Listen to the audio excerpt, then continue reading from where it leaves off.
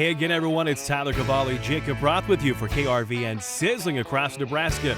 We're in Howells today here at Faltin Meat Market. It is our latest stop of the Red Meat Road Trip, and boy, looking forward to this one. Another cool spot, and we've heard some interesting things that they have to offer that we're going to learn more from Ryan Baumert, one of the owners. No, excited to kind of go and learn a little bit more. And again, it's one of those stops where it's just right there on the main drag, and honestly feels like we're talking too loud here on Main Street.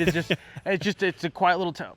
Quiet little town here in northeast Nebraska, and Howells. Excited to learn more and figure out what they've got going on, because there's a couple of signs that all say the same thing, so I'm sure we'll learn more about that, but excited to head in here in Howells and learn more at Faltin Meat Market.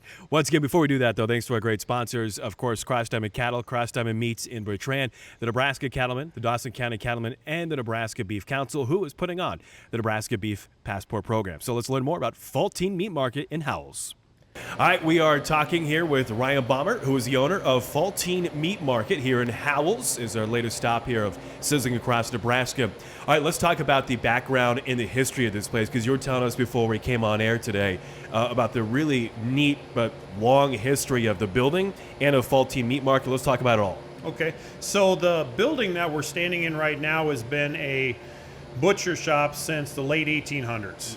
The farthest pictures oldest pictures I could find always had the skull on the front of the building, and all the documents say this was always a meat market. The Faltin name came into play in 1947 when that family bought the building and the business and kept going with meat processing. Things have changed over the years. About 19 and a half years ago, I came back to Howells. I had been friends with the Faltins, and I purchased the business and have been doing my part to keep the business going. So how does one get into the meat industry? So mine's a different story from others. I worked here in high school doing cleanup. Got a feel for it with FFA, started doing judging. Went to the University of Nebraska in 1994 and got my bachelor's in animal science, meat science, and then I got my master's degree in meat science with Dr. Roger Mandigo. After I did that, in 2001, I stayed on staff for 4 years teaching food safety and helping small businesses like this in Nebraska and South Dakota. And then Dave Faltin, the owner, wanted to retire and started talking to me about it, and I felt at that point it was a good time to come back and run my own business. So obviously things have it's been a tumultuous time over the past couple of years with all sorts of changes and evolutions. You've been here owning it for 19 years. Talk about some of the changes, the biggest changes that you've seen since you've kind of taken over things, and how you guys have approached all the different curveballs that the industry's thrown at you, I guess. Sure. So, obviously a lot of events have happened in 19 years. We had one big issue with COVID. We were fortunate. A lot of businesses couldn't keep going. Our industry flourished because people kept wanting to come in and get meat, especially when the grocery stores started running out. We started getting floods of calls. Hey, can you find me a hog? Can you find me a beef or a quarter, whatever? What can you get me? And so we changed a little bit of equipment to make things more profitable. The grants from the the state of Nebraska helped get to get us more efficient. Since then, probably the last year, with the prices of beef going higher and higher, the demand for people calling in and looking for beef has slowed down a little bit. It's still there. It's just changing a little bit, because now they're calling us and say, instead of a half, can you get us a quarter this year? Or can you just give me a bundle from the store, so we'll go in and pick them out a few steaks, some hamburger, or they'll do it themselves. We've seen retail changes where people wanted more things, like we talked about the ammo, selling some of that. And we've tried to offer different sausage items with our store just to keep things a little bit more innovative, a little fresher, change things out, and keep drawing people in with new items. Yeah. Talk a little bit more about that ammo, obviously. What kind of spurred that other than wanting to bring more people in? Because it's a different angle than what we've seen from other stops. There's not a lot of processing plants that do this, so it's kind of unique for me in this area. In 2012, after the Sandy Hook shooting, President Obama started restricting ammunition and ammunition components, and so it became harder to find, even for us as processors, because we still use that to render animals unconscious. So I worked with a couple of suppliers and talked with Oxford Locker, because they were doing it at the time, and started bringing ammunition in here for sale for our public, as well as using ammunition for our own processing. And it's kept going. We've seen hunters come in throughout the year. They stop in for ammo right before season. Oh my God, I'm out of ammo. I didn't think. They try and see if I have it. Or someone will come in, get some jerky, some steaks, and they'll see that and they'll be like, hey, this is nice. Let's open up the case and let's see what you got. Again, we're talking to Ryan Baumert, who is the owner of Faltin Meat Market here in Howells, as it's part of our latest stop of KRVN Sizzling across Nebraska. All right, let's talk about, you said you're innovative. You're trying different things. We understand being innovative is new machinery and new ways to offer meat. Talk about that. So one thing we started this year that was different for our area, we brought in vending machines. We have 2 refrigerated vending machines and 1 frozen. We offer most of the sausage and processed meat items that we have here in our retail store over there, as well as frozen items like bratwurst, steaks, hamburger, different sausages that people like in this area. And we've tried getting some new items over there as well, sporadically, to kind of keep their interest going. Yeah, and it's such a wild thought of a vending machine that when you think of vending machines, oh, it's candy or it's a pop or chips. And it's truly, hey, I can get a steak. And you kind of said at any time, right? Yeah, so our building is open 24/7. We've got it lit very well so that people can walk in, no problem. We've got security cameras just in case. But it takes cash or cards, and people kind of like the vending machines for the cards. We've seen more sales there. We don't offer that here in our store because of the cost of it. Yeah. And I've seen people in there on my security alerts all times a day. So it's interesting to see the timetable of the sales throughout the day. So it's almost once they have heard about it, that know it exists, they take advantage of it. Correct. We had a lot of good publicity in April when we did our grand opening, and people have come from quite a ways away to see it, to try it, and I've seen those people returning.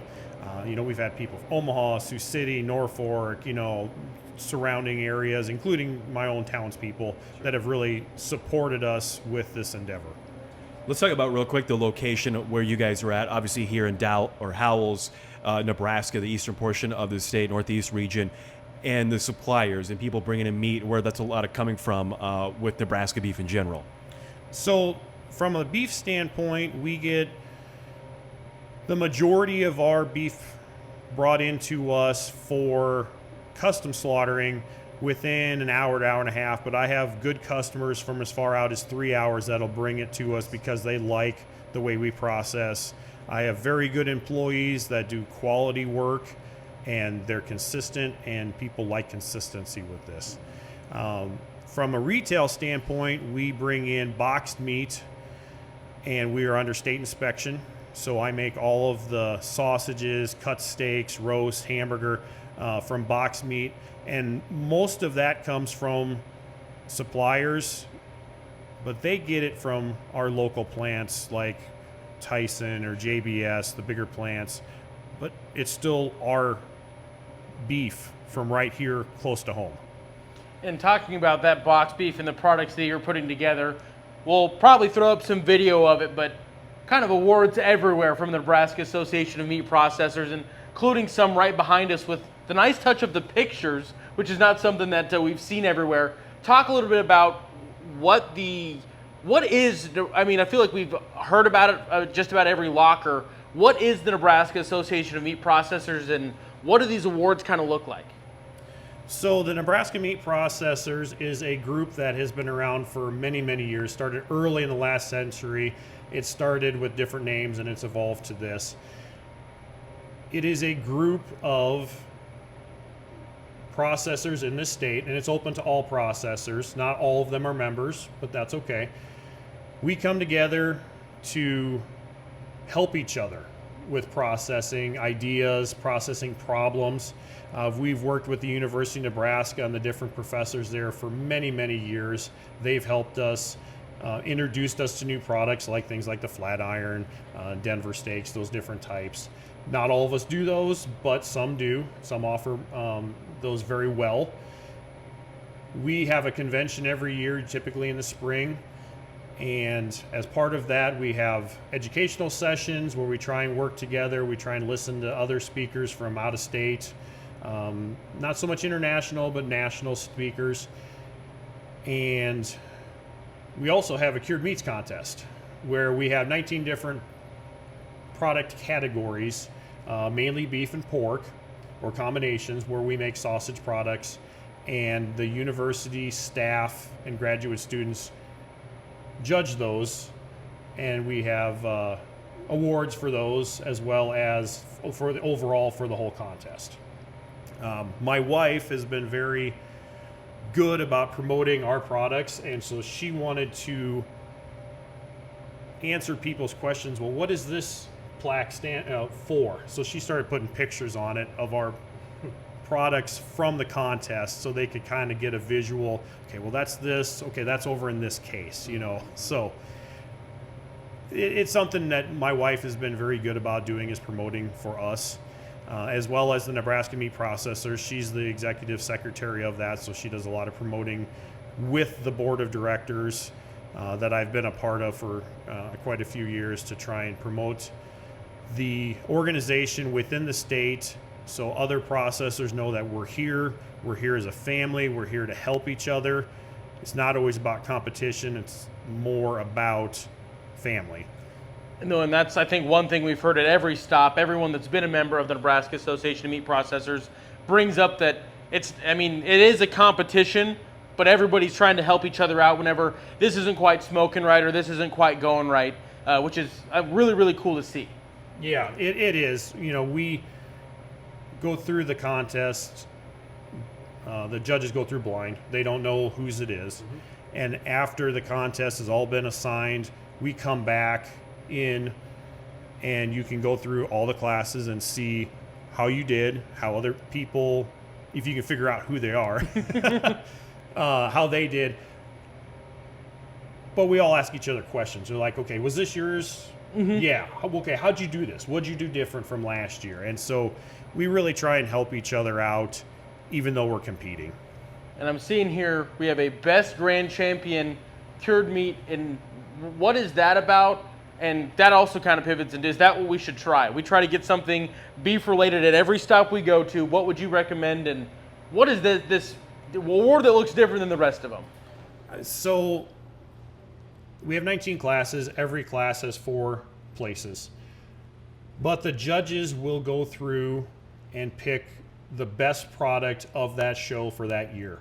And this year I was honored and humbled to get best of show for our non-fermented summer sausage. It's an all-beef product. It's been very popular over the years, and this year, with a little bit of publicity from our plaque here, we've been selling quite a bit more of it, especially with the passport.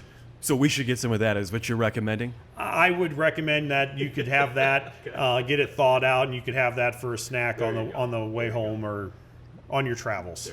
We have not had very many summer sausage recommendations, and that is one of my favorite beef products out there, so I am very excited that that's what we stumbled into today.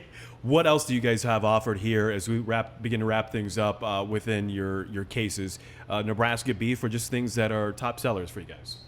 So obviously we do the standard steaks, you know, T-bone strips, ribeyes.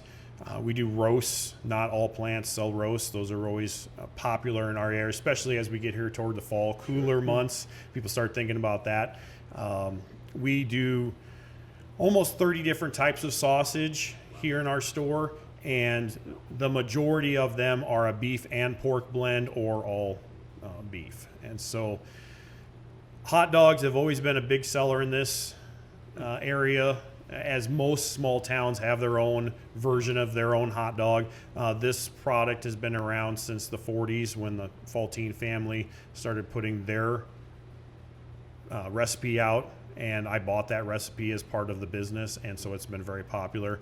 The other product is the wedding sausage, which is a unique name for most of my sausages. It's an old German style sausage that was very prevalent for weddings in this general area, mostly back in the 70s and 80s, as I understand it, a little before my time. It had gone off the market, and then we brought it back a few years after I started, and it's been a very popular product. Interesting. Why is it important for you guys to be a part of the Nebraska Beef Passport program and obviously continue to support Nebraska beef in general? Well, the passport has been great to bring people in from different parts of the state, not only just to bring them into my store and try my products, because they may not buy a large volume, but they'll buy something, but then also to expose them to our small towns, whether it's a meat shop here in Howells or a restaurant in West Point. It brings people to town. They take a look at the other businesses in town typically while they're here. It brings in new, I guess I don't want to say, it brings in new people and new economic prosperity to the different towns in the state. And if somebody wanted to come here to Faltin Meat Market in Howells, what are your hours and what days are you guys open? So we're open Monday through Friday from 8 to 4, and then Saturdays we're open from 8 till noon, and that's for retail as well as picking up product that they might have ordered, quarters, beef, halves, wholes. 2 doors down from us is our vending machine. That's open 24/7, and it's always there for you, and we try and keep it as stocked as we can, and that's been a good challenge since we opened that product. Get meat around the clock anytime here in Howells. Again, we've been talking to Ryan Baumert, who's the owner of Faltin Meat Market. It's our latest stop of KRVN Sizzling across Nebraska. Tag you guys on social media and stuff like perfect. that. Yeah, we'll take a look at it. Sounds Sweet. good. Thanks. All right, Thanks, Ryan. Hey again, everyone. We're back here in Howells as is part of our latest stop of KRVN Sizzling across Nebraska. We're at Faltin Meat Market. We're in the meat room, as it is dubbed, in front of the new meat vending machines. Look, this is truly getting with the times. You talk about technology. This is embracing it. Well, no, I mean, and that's the thing that we've seen at just about every stop is you've got to do something to set yourself apart and take that next step. This is the way that we did it. Obviously, we heard about the meat vending machines and McLean Beef, but they heard about it in a different way, and they've implemented it in a similar way, but just a little bit different. I mean, they've got a nice little kind of, it's almost like its own little business. It's got its own sign. It's the meat room, like you said. It's just a cool spot, but I mean, overall, to have a place in a town like this that obviously the meat market's been a part of the town for so long, it's an integral part of what makes Howells, and that's just a cool thing to be able to experience and stamp the passport along with it. Well, and I think to Ryan's point, the neat part about the passport is bringing people to places you never would go. And Howells is maybe one of those spots where it's off the highway, but you gotta go off a little bit, and suddenly you're like, oh, I'm in this meat market meat room here at Faltin's. So I think that's really one of the unique spots as well. No, it makes it really, really kind of pop out and stand out, and definitely worth the little bit of inconvenience, whatever you want to call it, because it's not inconvenient, just right off the highway. Like we've learned so many of these stops on the passport. If you want to go, it's not too hard to get to, and we're all used to driving. It's not that big of a deal. That's a fact here in Nebraska. All right, thanks to our great sponsors, KRVN, Sizzling across Nebraska, Cross Diamond Meats, Cross Diamond Cattle of Bertrand, the Nebraska Beef Council, Dawson County Cattlemen, and of course the Nebraska Cattlemen as well. Another great stop here in eastern Nebraska. He's Jacob Roth. I'm Tyler Cavalli from the Meat Room at Faltin's Meat Market here for KRVN's Red Meat Road Trip. You're really getting some power when you can.